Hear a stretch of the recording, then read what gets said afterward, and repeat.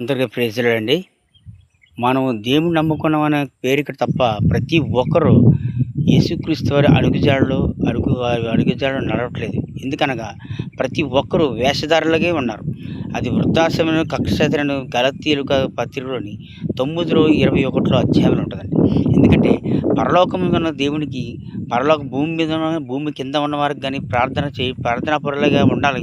యేసునామం మోకాళ్ళ వంగినట్లు ఎవరు ప్రార్థించలేదు. ప్రతి ఒక్కరు కూడా ఏ విషయంలోనైనా సరే తన సొంత కార్యం తత యేసుక్రీస్తు వారి సొంత కార్యములు చూడరు.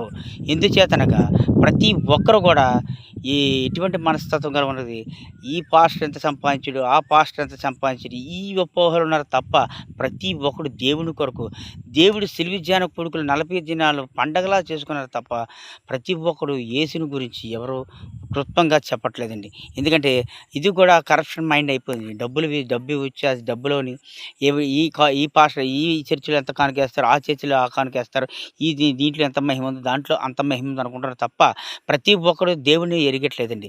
అందుకే నేను ఈ వీడియో చేస్తున్నాను.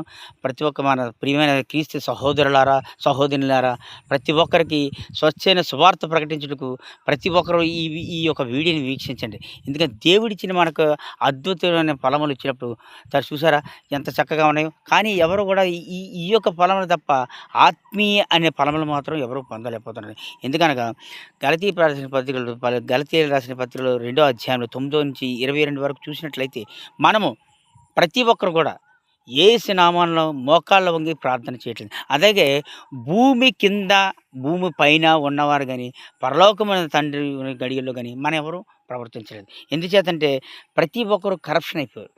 Corruption mind pastor.